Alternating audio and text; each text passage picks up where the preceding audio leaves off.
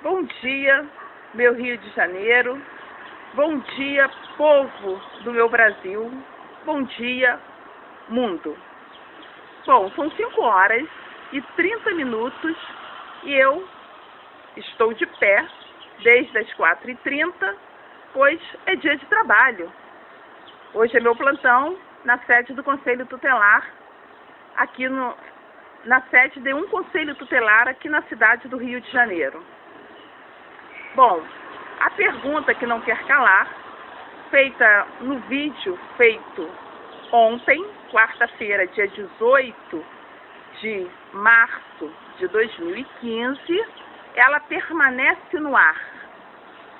Resolução municipal aqui da cidade do Rio de Janeiro diz que o Conselho Tutelar será, a composição será de 5 conselheiros tutelares titulares e 5 conselheiros tutelares suplentes. Já li algumas leis, alguns documentos, orientações de pessoas que escrevem livros sobre conselho tutelar, que o suplente ele deverá assumir na falta de um dos conselheiros titulares, pois o conselho tutelar ele não pode funcionar com menos de 5 conselheiros tutelares atuando, tá? Sendo que aqui no município do Rio de Janeiro, graças às garantias, e eu agradeço, né, a todos que contribuíram para que nós, conselheiros tutelares, tivéssemos essas garantias trabalhistas que temos hoje, como direito a férias, direito a 13º salário, entre outras coisas. A lei é sancionada em 2012 pela nossa presidenta Dilma Rousseff. Estou muito feliz porque a presidenta sancionou essa lei. Sendo que aqui na cidade do Rio de Janeiro, penso eu que este direito do conselheiro tutelar a gozar as suas férias não está sendo, digamos assim, respeitado na íntegra. Desculpe-me se esta palavra não é a mais adequada para o momento, mas penso eu que não é por aí, né? Não está sendo, talvez, respeitado na íntegra a partir do momento que o conselheiro tutelar titular entra em gozo de férias e o município não convoca um suplente para assumir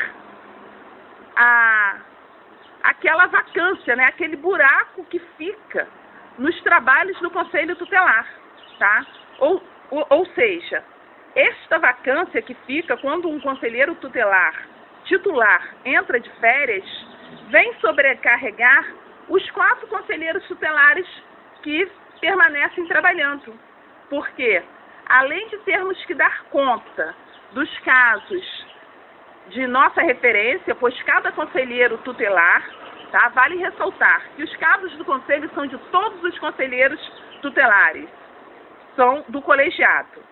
Sendo que cada conselheiro tutelar, ele fica como referência de um caso, ou seja, fica atuando mais diretamente naquele caso, fica responsável por ter que responder o MP, fica responsável em fazer visita domiciliar quando necessário, fica responsável em ir até a casa da pessoa, convocá-la para comparecer ao conselho tutelar. Isto tudo fica a cargo do conselheiro tutelar de referência do caso.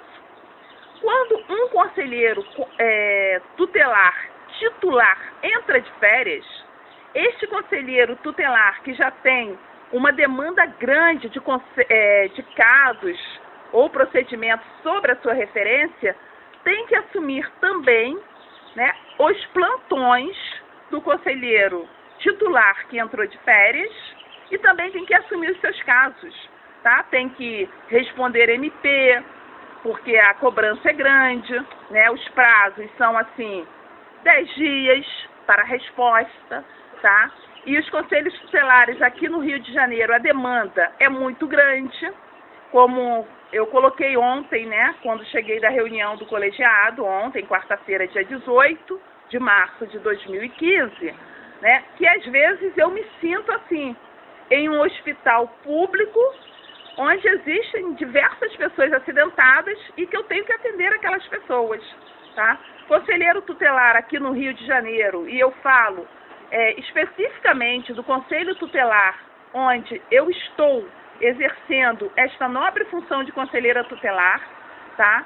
Ali é um local onde eu tenho hora para chegar, porém não tenho hora para sair, tá? O que tem prejudicado a minha vida acadêmica, ou seja, o que está parecendo para mim é que conselheiro tutelar não pode ter vida fora do conselho tutelar. Ou seja, conselheiro tutelar não pode estudar, conselheiro tutelar não tem tempo para se aperfeiçoar, tá?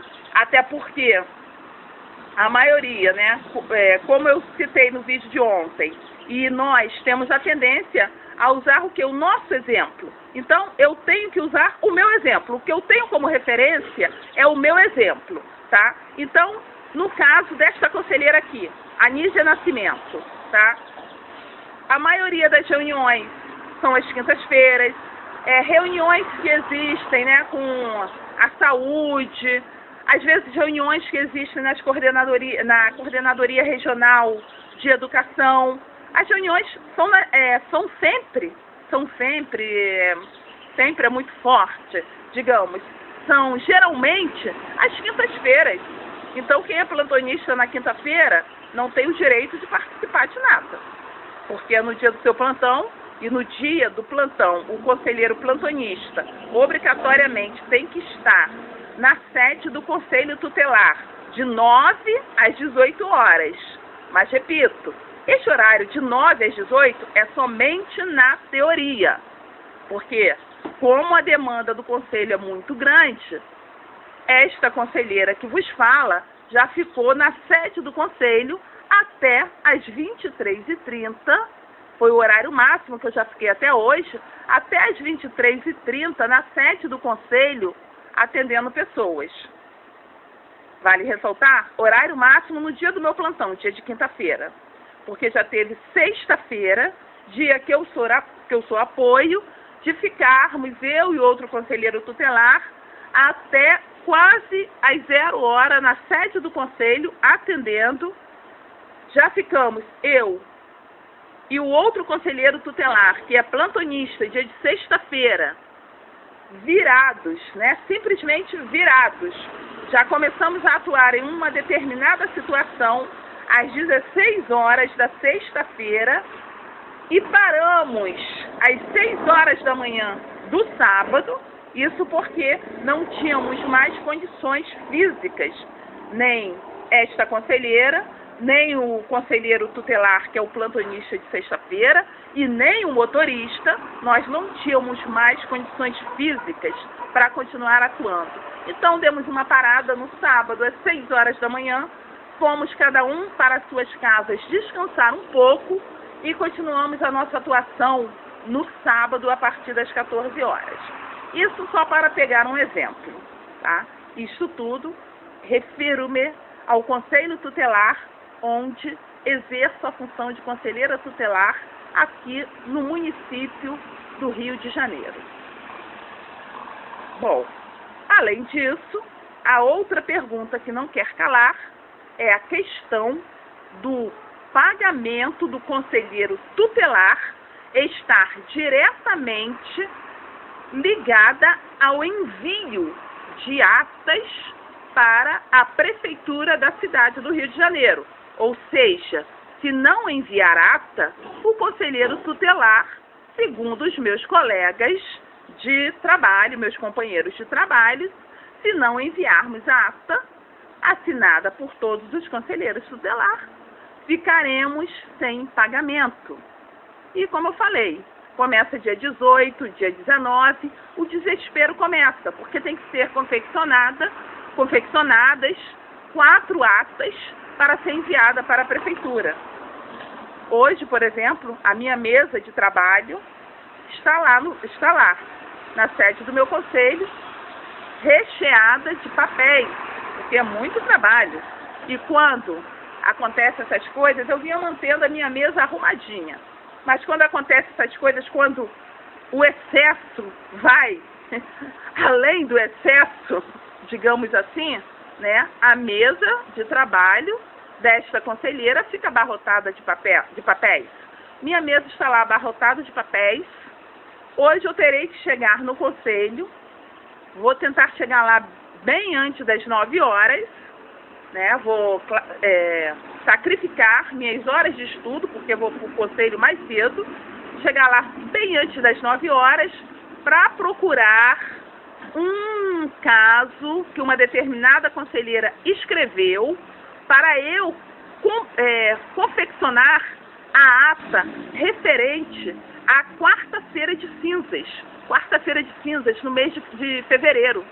Vocês podem olhar no site do CMDCA Rio, www.cmdcario.rio.gov alguma coisa, mas qualquer coisa é só vocês colocarem, entrarem no Google e coloca lá no Google CMDCA Rio, que vocês vão serem encaminhados para o site do CMDCA Rio.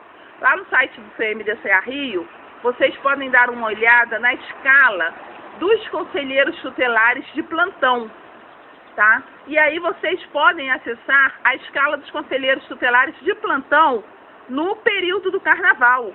Ou seja, no período do carnaval, o conselho tutelar funcionou em forma de plantão, certo? E como a reunião do colegiado é em um desses dias que o conselho tutelar funcionou em forma de plantão, ou seja, apenas um conselheiro tutelar de plantão, como está lá no site do CMDCA, eu vou ter, que criar uma ata referente a este período de carnaval, onde todos deveremos assinar, segundo os meus colegas, para podermos garantir o nosso saláriozinho do final do mês. Ou seja,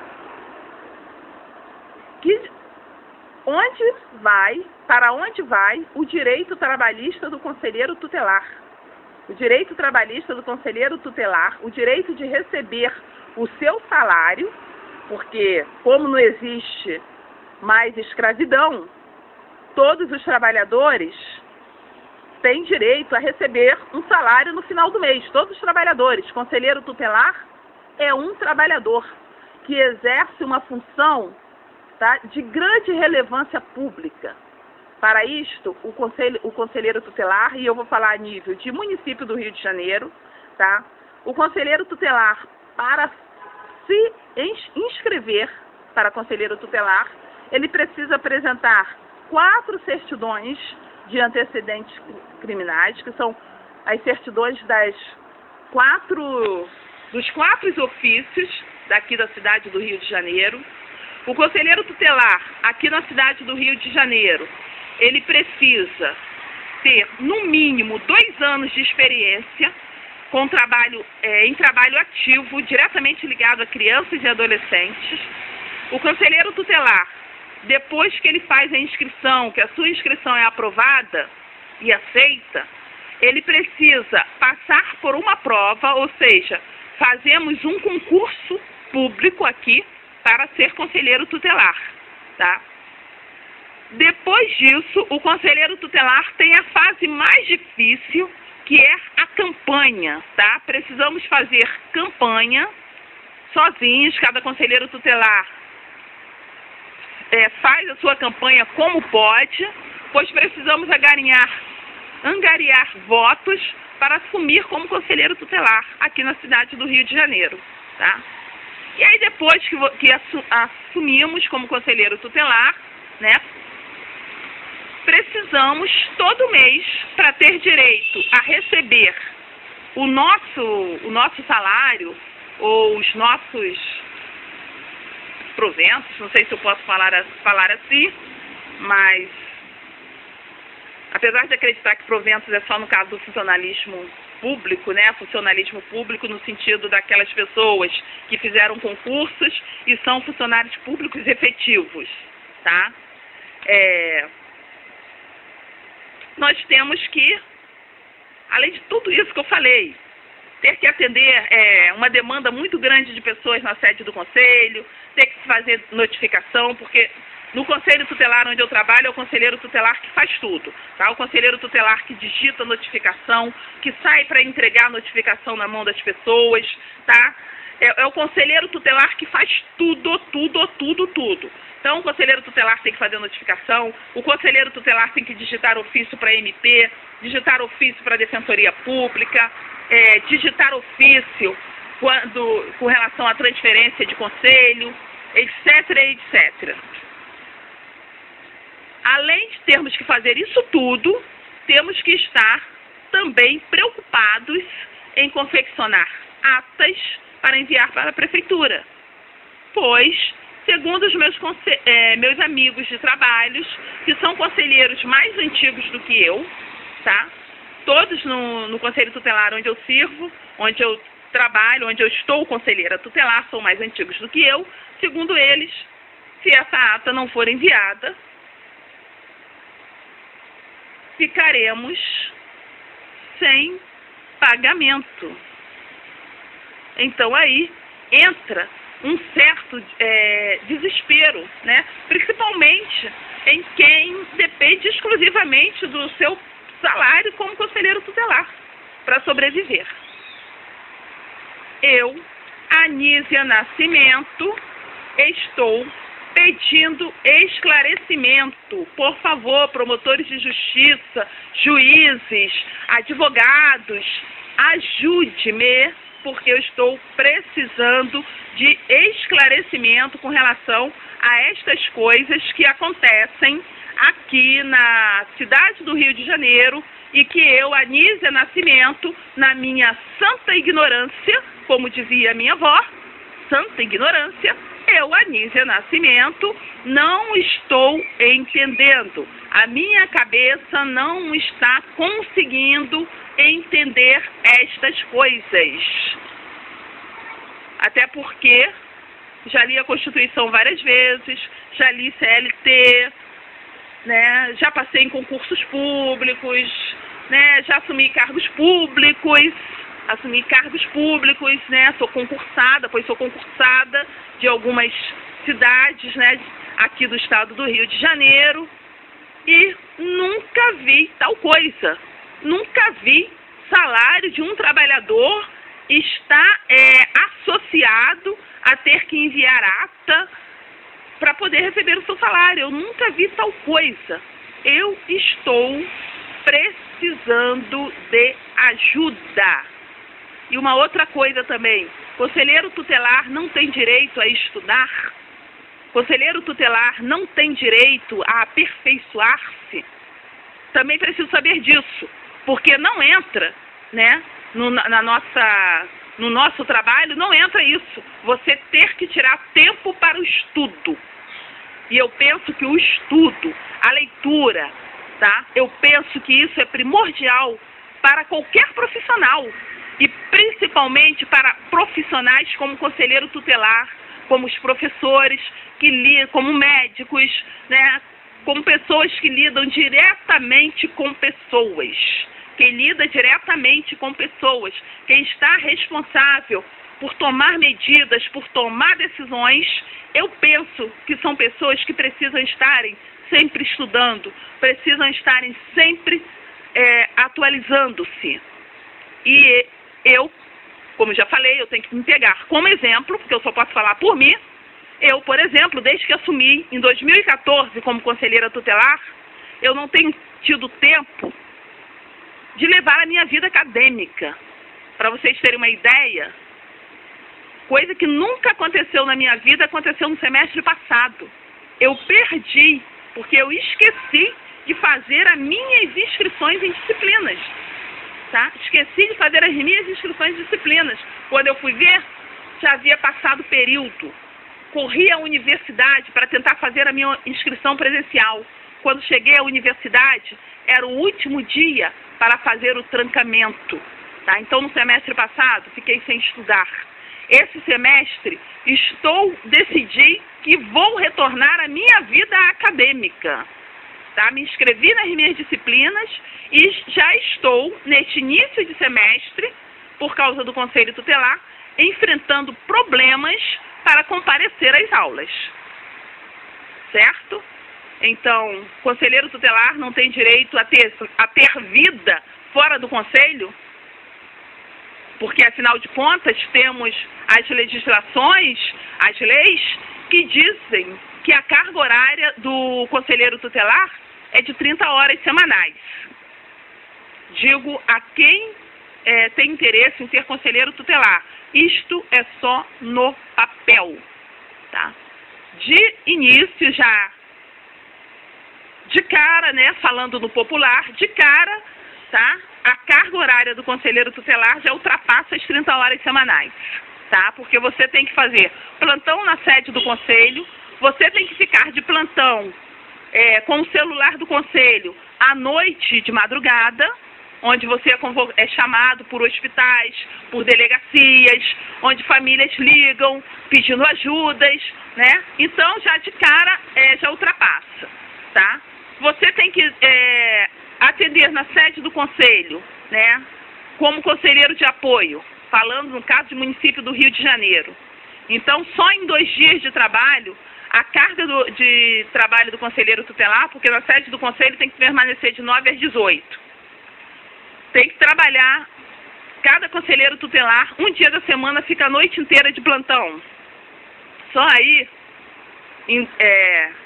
em 2 dias de trabalho, de 9 às 18 horas, e mais uma noite de trabalho, de 18 às 9 horas da manhã do dia seguinte, você já ultrapassou as suas 30 horas de trabalho, tá?